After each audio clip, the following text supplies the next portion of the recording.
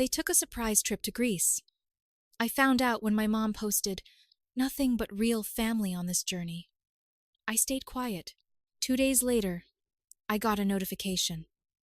My emergency fund had been wiped. Flights, hotels, excursions, all on my card. Then my sister slipped. Sent me a text, meant for my dad. He won't notice. His account's barely active. I replied, "I noticed," and flagged every charge. Froze the account. At 6:03 a.m., my phone vibrated 2-3 times in a row. I was furious, and if I had checked my account 2 days ago, I would have reported them right then and there. But I didn't. I was busy with work, and I only checked that emergency fund once in a while because I hardly ever touched it. That's why it was so obvious when I opened the banking app and saw the balance had been drained. Nearly $7,000 gone. The first transaction was for flights, multiple tickets, all under one reservation. Then a charge from a resort in Santorini. Then a ferry booking. Restaurant charges. A private cruise. It wasn't just a trip. It was a full-blown luxury vacation. I froze. The names on the bookings weren't visible, but I didn't need them. I already knew who it was, because 2 days earlier, I saw a Facebook post from my mom. Her, my dad, my sister Sarah and her boyfriend, my brother Mark and his girlfriend, all standing on a cliff somewhere in Greece, sun-drenched and smug, holding glasses of wine, with the caption, "Nothing but real family on this journey." I remember staring at it, trying to understand if I'd missed something. Maybe they'd pay for it themselves. Maybe it was a last-minute gift from someone. I tried to believe that. I stayed quiet. I didn't comment or message anyone. I just scrolled past it like it didn't feel like a slap in the face. But now, seeing the numbers, it all clicked. The flight bookings matched the dates. The charges lined up with the photos. It wasn't just a theory anymore. They used my money, not just borrowed it. Stole it. Used it without asking, without telling me, while cutting me out of the trip entirely. That emergency fund was mine. I saved it for years. Medical stuff, job loss. Not so they could sip wine on a cliff and post pictures about how real their family is. Then it got worse. An hour later, my sister sent me a text meant for my dad. I could tell by how it started. He won't notice. His account's barely active. Then, a second message. "We'll just say we thought he wasn't using it, lol." I stared at it for a second, then replied, "I noticed." She didn't respond. I called the bank immediately, reported every charge as unauthorized, flagged the account and had it shut down. I filed a fraud report and gave the rep all their names. The woman on the phone asked me just to clarify, "You're saying your family did this?" "Yes, my own family." At exactly 6:03 a.m. the next morning, my phone started vibrating nonstop. I counted 23 missed calls. My mom, my dad, Sarah, even Mark, who never calls anyone. They were still in Greece. It was morning here, mid-afternoon over there. They must have woken up to a bunch of declined transactions and the news that their vacation was unraveling. I didn't answer. I just sent them one text. "If you want to change anything, you better come home now." And I meant it because what they didn't realize yet was that this wasn't going away. This wasn't going to be forgiven. This wasn't going to be chalked up to a misunderstanding. This was going to court. They didn't fly back right away. That was the first sign they weren't taking me seriously. The calls kept coming, but I ignored everyone. Then came the text, first from Sarah. Short and fake casual. "Okay, what's going on with your card?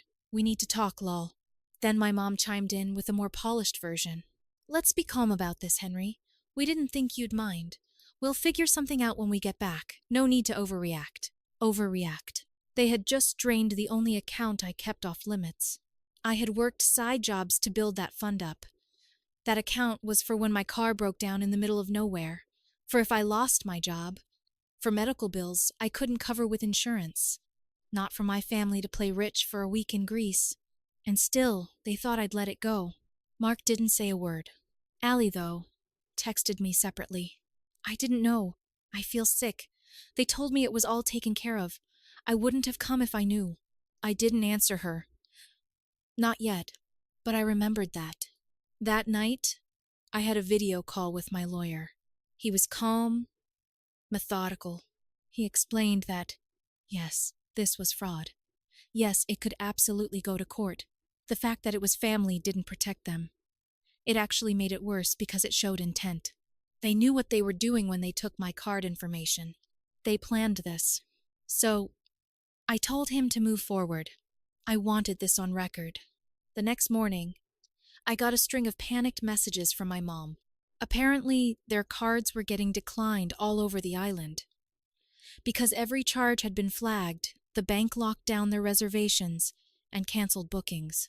I knew the moment they woke up and tried to book a day trip or grab lunch, and suddenly their vacation card didn't work. One message stood out. "We're stranded here now. Are you happy?" And another, "How could you do this to us?" I stared at that one for a long time. Then I replied, "Return immediately, or deal with this from overseas. Either way, I'm not stopping the case." For a while, everything went quiet. Then, late that afternoon, I got forwarded flight confirmations. They were coming home. The next day, around 10 a.m., I heard the knock at my door. I didn't want to open it, but I did. There they were, all 6 of them. My mom went first with this half-rehearsed speech about misunderstandings and family and forgiveness. She said they assumed the account was shared, which was such a lie it actually made me laugh. My dad stood silently, arms crossed, like he was some kind of victim in all this. Sarah launched into a guilt trip, talking about how I embarrassed them, ruined their vacation, made them feel like criminals. Mark finally spoke up. "Just unfreeze the account and let's move on." I told them point blank I wasn't unfreezing anything. The bank was investigating. My lawyer was filing a case. That's when my mom snapped. "This is what you do to your own family? You're ruining your own parents' lives over a vacation. You should apologize to us and to your sister and your brother. This is ridiculous." I stood there, just letting the words hang in the air. Then I said, "You used my money without permission, lied about it, excluded me. And now you want me to apologize? You're seriously going to sue us?" Sarah said. "Yes," I said. "And you're lucky all I'm doing is suing. You're lucky I'm not pressing criminal charges." Silence. That was when I saw it. The flicker of real panic. The part where it hit them that this wasn't just a family fight anymore. This was legal. I told them to leave. My dad looked like he wanted to yell but didn't. My mom stormed out first. Sarah called me vindictive on the way down the hall. Mark didn't even look back. Only Allie paused for a second, almost said something, but followed the rest. I closed the door behind them and locked it. For the first time since this all started, I felt completely done with them. The revenge had only just begun. I gave them 3 full days after they landed. Not out of patience, out of curiosity. I wanted to see if even one of them would own up to what they did. Nothing.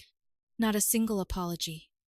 No messages, no offers to repay a cent, just silence like the whole thing could be swept under a rug and forgotten. On the morning of the 4th day, my lawyer filed the paperwork. Official complaint. Unauthorized use of financial assets totaling $6,837.42. Filed under intentional misuse. Supporting documents included transaction history, flagged fraud reports, text messages, including the one Sarah sent me by mistake, and a signed affidavit from me. He'd even attached a timeline. It looked airtight. That same day, my parents showed up unannounced again. This time, I didn't even bother opening the door. I sat in the kitchen drinking coffee while listening to them argue outside like 2 people who still couldn't agree whose idea it was. My dad wanted to fix it quietly, but my mom was already stuck in the fantasy that I'd come to my senses if they just applied enough guilt. They left after 10 minutes. I didn't move from my chair. 2 days later, they all got served. Dad at his job. Walked out of a morning meeting to find a guy in a windbreaker holding an envelope with his name on it. Mom at their front door. I heard she slammed it so hard the windows rattled. Sarah was served at her apartment in front of her boyfriend. She texted me, "You are sick. What kind of brother does this?" Mark got his at work. I didn't hear from him directly, but Allie told me he called the whole thing a show and said I was just trying to punish everyone for being happy. That night, Sarah posted a long rant on Instagram, one of those ugly, self-righteous ones. It started with, "Sometimes blood doesn't mean family." Then it spiraled into how I had blindsided everyone, how I was obsessed with control, and how she should have known he'd eventually turn on us. Comments started rolling in, siding with her. Nobody knew the full story. She didn't include the part about using someone else's money to go on vacation and bragging online while doing it. Then came the group call. They must have been sitting in the same room because it was chaos from the second I picked up. I didn't even plan to answer. I just wanted to hear how desperate they'd become. Mom went first, her voice sharp, saying I'd taken things way too far and was ripping this family apart over a misunderstanding. Dad jumped in, saying it wasn't theft, it was a shared family fund. There was no such thing. That card was only in my name. Always had been. Mark said I was making them look like criminals. And Sarah called me vile. I waited until they all burned themselves out. Then I said, 3 options. Admit what you did and face the consequences. Fight me in court and lose. Or beg. They all started talking at once again. But I hung up. After that, the silence was different. Heavier. They finally understood. I wasn't bluffing. Then Allie texted. She said things at Mark's place had gotten tense, that he was lashing out, blaming her for not warning him how serious I was. She said, "My mom kept going off in the family group chat, trying to turn everyone against me." But then she said something I didn't expect. "I'm not with them on this. What they did was disgusting. You're the only sane one here." I stared at that text for a long time. She was still technically dating Mark, still in that orbit, but she saw it for what it was. She said the part no one else would admit. "They always treat you like a backup plan. I've seen it. They act like you owe them something just for existing. I think you're doing the right thing, even if it hurts." That's when it all clicked for me. They didn't just steal money. They stole from the one person they assumed would never fight back. They counted on me to stay quiet, stay out of their way, and maybe, if I was lucky, they'd send me a souvenir t-shirt from Santorini when it was all over. But this time, I had nothing left to lose, and everything to gain. Because the moment they got served, it stopped being about family. It became justice. They thought court was the worst thing that could happen. They were wrong. A week after they were served, my lawyer called me with a question I wasn't expecting. "Would you be open to a public hearing?" I paused. "You mean like people can attend?" He said, "It would be on record anyway, but if they don't settle, it could be open court. And since it involves family fraud and financial misuse, it might get picked up by local media." I didn't even hesitate. Let it be public. And just like that, their worst nightmares started brewing. Words started getting out. My uncle called me randomly to ask if things were really that serious. My cousin messaged me. "What happened between you guys?" "My mom said your parents might be going to court." I didn't feed anyone the full story. I didn't need to. They were doing it to themselves.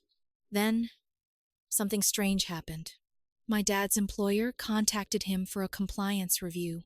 Apparently, when you're in a finance-adjacent role and your name comes up in a public fraud suit, even a personal one, it raises flags. He wasn't fired, but he was reassigned. Sarah's boyfriend bailed, just ghosted her, packed his stuff, moved out, and blocked her on everything. I only found out because Sarah posted a vague, sobbing video to her story talking about how betrayal comes in waves. Someone sent it to me. I didn't watch the whole thing. Then I got a call from Ally. She sounded nervous. "You need to know something," she said. She told me she'd overheard a conversation, Mark and my mom talking in the backyard. Apparently, they were trying to figure out if there was any way to claim I had approved the charges, that maybe they could argue it was verbal consent or that I'd offered to help out. Allie shut that down. She said, "If they even try to lie, I'll testify. I was there. I know what happened. I believed her. I told her if she needed protection from all this, I'd help however I could. Then came the panic. My mom called crying, actual sobbing, not performative like Sarah. She begged me not to let this go to court, said she and my dad were going to lose everything, that they couldn't afford to pay back the amount, and that a judgment against them would ruin their retirement. I asked her flatly, "Did you ever think about that when you booked the trip?" She hung up. 2 days later, they tried to settle through my lawyer. They offered to repay the full amount, plus $500 for damages if I dropped the case and signed an NDA. I said no. I wanted it on record. The night before the hearing, Mark showed up at my door. I didn't let him in. He just stood there pacing in the hallway, saying things like, "You're going to regret this, man, and you don't understand what you're doing to this family." I didn't say anything. Then he muttered something that stuck with me. "You're not even one of us anymore." And that was when it hit me. He meant it. All of them did. They'd cut me out in their minds a long time ago. The trip without me wasn't an accident. It was intentional. They never expected me to fight back, because they never considered me part of the group to begin with. That was the unexpected part. It wasn't just about the money. It was about finally seeing them clearly. They were never my family. Not really. Just people I was related to. Court was set for Tuesday morning, 10 a.m. sharp. I got there early, partly because my lawyer asked me to, but mostly because I wanted to be prepared. I hadn't slept much the night before. I'd run every possible version of what might happen through my head. Would they cry, lie, apologize? Would I care? They arrived 5 minutes before it started. All 4 of them. My dad in a wrinkled suit. Sarah in a blazer she clearly borrowed. My mom holding a manila folder like it was a weapon. And Mark with that same blank stare he always wore when he knew he was cornered. None of them looked at me. We sat on opposite sides of the room. The courtroom wasn't big, but it was echo quiet. 2 people I didn't recognize were sitting in the back, probably reporters. A woman who used to be our neighbor came in too. She glanced between both sides, like she wasn't sure who to root for. The case was officially labeled Henry Wilkins versus the Wilkins family, and just seeing it typed out like that on the docket board outside made me feel like I was watching someone else's life unfold. The judge was an older woman, no-nonsense type. As soon as the session opened, my lawyer stood and presented everything. Timeline, transaction. The card was mine. No one else had permission. The charges were made from IP addresses tied to my parents' house and Sarah's apartment. The travel agency's receipts showed their names on the bookings. And then he read the text. The one Sarah sent to me by mistake. He won't notice. His account's barely active. There was a pause in the room after that. Everyone understood. It wasn't an accident. It wasn't a misunderstanding. It was a plan. Then it was their turn. My dad spoke first. He tried to look calm, reasonable, said the account had been used in good faith and that they believed it was shared family money. The judge interrupted. Is your name on the account? No. Was your son made aware of the charges before they were made? No. Sarah tried to jump in, said something about how I'd always helped in the past, and how she assumed I'd want to contribute to the trip since I didn't seem interested in coming. The judge asked. Were you invited on the trip? No, I said. Mark just sat there like a statue. My mom started crying as soon as the judge started summarizing the case. This isn't about miscommunication, the judge said. This is about entitlement and deliberate misuse of financial access.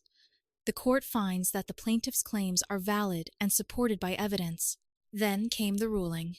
Full repayment of $6,837.42 plus $2,000 in civil damages for emotional and financial distress. And then something none of them expected. 30 days of community service for both of my parents because the court determined it was premeditated, misuse of funds, and involved deliberate exclusion and manipulation. You could hear Sarah gasp. Mark muttered, "Unbelievable," under his breath. My mom stood up like she was going to protest, but just froze. My dad stared straight ahead, lips pressed tight. The bailiff handed them a packet. Details of the repayment timeline, the penalty, and instructions for reporting to their assigned community service officer. It was real now. Official. I stood outside the courthouse afterward, letting the air hit my face. Ally had come after all. She waited by the fountain across the plaza and gave me this little nod when I looked over. Just a simple nod, but it meant everything. Then I saw them leaving. Sarah walked out first, storming past reporters who tried to ask her a question. Mark followed her, already texting someone. My dad looked dazed. But my mom? My mom stopped right in front of me, looked me in the eyes. "You've destroyed this family," she said, like it was the final word. But I didn't say anything, because I hadn't destroyed anything. They had burned the bridge. I just stopped pretending it was still standing. It didn't take long for things to fall apart completely. The day after the trial, I got a series of emails from the court system confirming payment plans had been enforced. My parents would be docked monthly, and failure to comply would escalate things even further. My lawyer said they tried to negotiate again after the verdict, offering to pay the principal but not the damages. We declined. That afternoon, I blocked every one of their numbers. I knew they tried to reach out eventually, probably not to apologize, just to try one last guilt trip or to rewrite what happened, but I wasn't interested. I had my closure. The surprising part? It wasn't silence. It was begging. They started contacting friends of mine. People I hadn't spoken to in years suddenly sent me screenshots, texts from my mom and Sarah trying to explain the situation or ask them to talk to Henry. A few even said, "I know families fight, but he wouldn't really want us to suffer like this." Even strangers started messaging me on social media. My cousin told me my family was framing me as mentally unstable and manipulated by a lawyer. I didn't reply to a single message. I'd said what I needed to say in court, under oath. A few weeks later, Mark officially cut me off. I found out through Ally.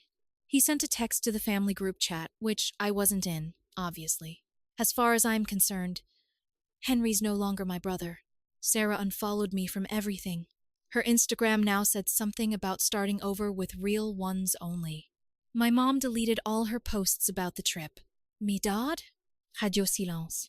And yet, through all of it, Allie kept checking in. She'd left Mark a few days after the trial. She said she couldn't stand how they handled it, how no one took responsibility, and how quickly they turned on me like I was the problem. She said, "You did the right thing. I saw what they were like behind your back. Honestly, I'm glad it all came out." We started talking more. Not just about what happened, about everything. Life, work, family, or lack thereof. It was weird how something so ugly ended up showing me the only real connection I had among any of them wasn't even with someone I was related to.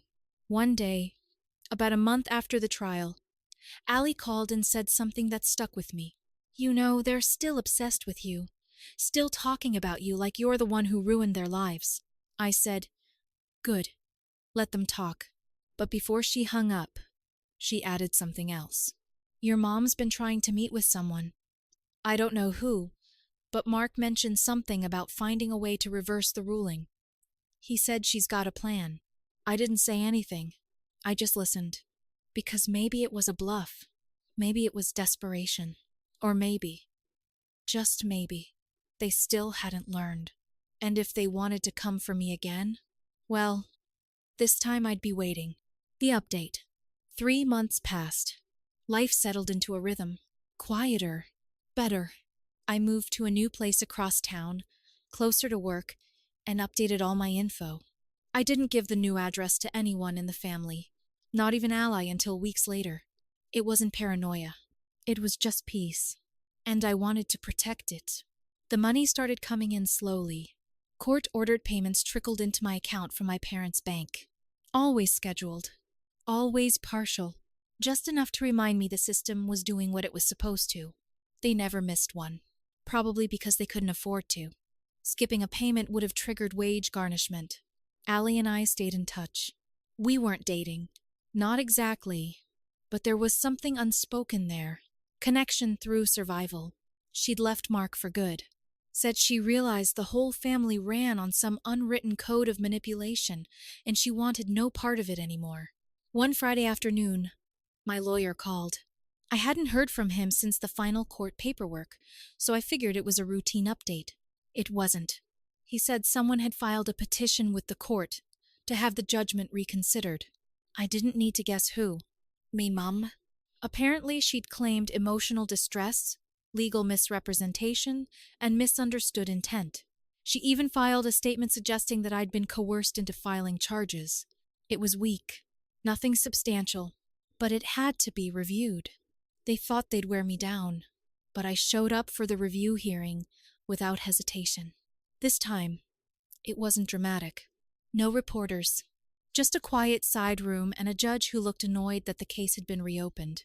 My lawyer tore through their petition in less than 5 minutes, pointed out the contradictions, the lack of new evidence, and the ridiculous claim that I had been manipulated into suing. Then he dropped the final piece, a signed letter from Ally. She hadn't told me she was doing it, but apparently when she heard about the petition, she called my lawyer herself. The letter detailed what she witnessed, how the trip was planned behind my back, how they knew exactly what they were doing, how they laughed about using my card. When the judge read that last paragraph aloud, my mom actually tried to interrupt. The judge cut her off immediately. Petition denied. The ruling stands. It was done. For real this time. No more appeals. No more calls. No more threats. And just like that, the final thread snapped. I wasn't tied to them anymore. Not by guilt. Not by obligation. Not by silence. They didn't try anything else after that. No more messages. No more half-hearted apologies. Just nothing.